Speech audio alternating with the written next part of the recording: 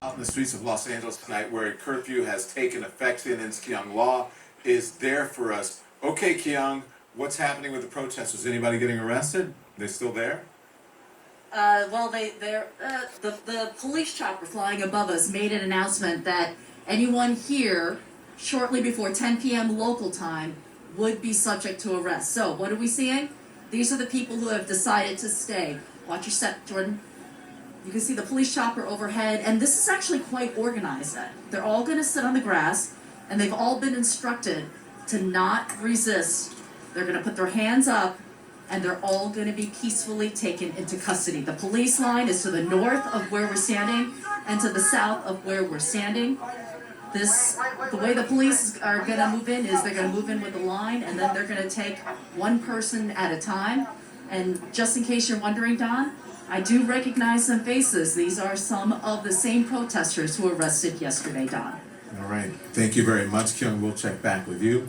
Here's our breaking news tonight. The U.S. Attorney's Office for the District of Nevada announcing the arrest of 3 men who allegedly tried to exploit protests and incite violence. Let's get right to CNN's Evan Perez, our senior justice correspondent. Juliette Cayenne joins us as well. She's our national security analyst and a former Homeland Security official. Good to see both of you. Let's get into this. Evan, 3 men arrested in Las Vegas on these terrorism charges. Give us the details.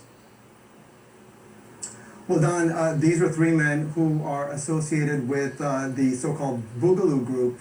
And they were initially, back in April, were trying to instigate confrontations between police and protesters in those reopen rallies in Nevada. They came up with a plan to try to set up smoke bombs and try to create a confrontation between the protesters who were trying to seek the end of the lockdowns and police. They ended up changing their plans in more recent days, however, started going to some of the George Floyd rallies in Las Vegas, and that's where they came up with this idea that they were going to try to create confrontations between the peaceful protesters and police. They even bought materials to create Molotov cocktails. They brought firearms. That's why the FBI moved in and arrested them on April 1st. I'll tell you real quick though, these 3 men, one of them is an Army reservist, another one is a former Air Force, and another one is a former Navy enlisted man.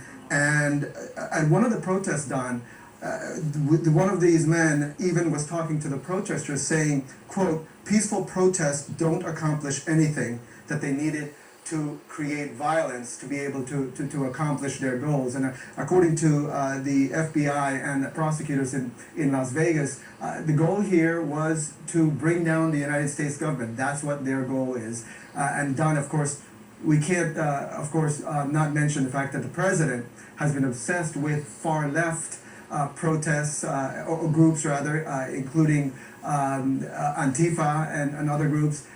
We have yet to see any charges from the federal government about any of these left-leaning groups, including Antifa. But we now have one example of a group on the right. Yeah. Okay, Juliette. You know, we've seen over the course of these protests, there are instigators, right? But these men are charged with conspiracy to cause destruction and allegedly had Molotov cocktails. How dangerous is this with the massive crowds that we are seeing? Oh, it's very dangerous because one bad move, right, will then sort of maybe start sort of an onslaught of violence. So it's in some ways you could even think of it as they just wanted to start friendly fire. What you're seeing is the military or police with weapons, but not utilizing them yet, and you have protesters. Someone throws a Molotov cocktail in the middle of it, and then you know what happens. The unarmed people get killed.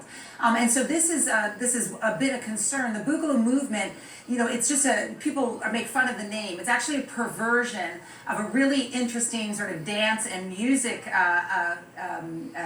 phenomenon in the 60s, in the 50s and 60s with James Brown. It sort of combined Caribbean and Latin and African American cultures into a really sort of a holistic and diverse music festival. And so it was this sort of beautiful thing. It's been perverted by the right to basically be utilized to sort of start a civil war between whites and African Americans or Hispanics.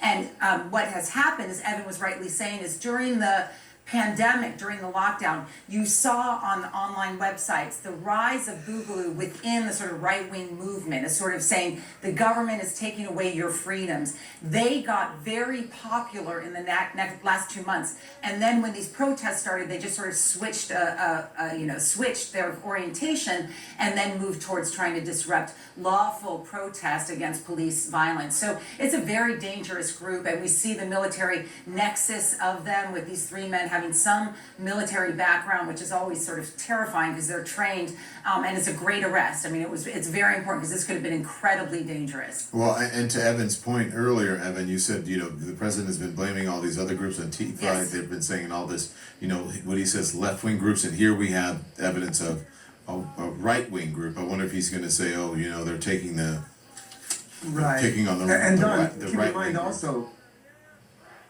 Right. Keep in mind, Don. Also, if you remember, during those reopen protests, especially in Michigan, the president was out tweeting saying these are very, very good people. These are people you gotta meet them halfway. He was exhorting the governor of Michigan to come out and at least give them something so that they, again, these are patriots. He said. Clearly, these are some of the same protesters. We saw some of them in the Michigan State House. The Boogaloo group was among the groups that were out there as part of those reopened protests. He said the opposite, obviously, of groups on the left. Mm-hmm. And again, look, we've heard from law enforcement, Don, that there's groups on the extreme left and the extreme right that have been trying to take advantage of these protests in honor of George Floyd.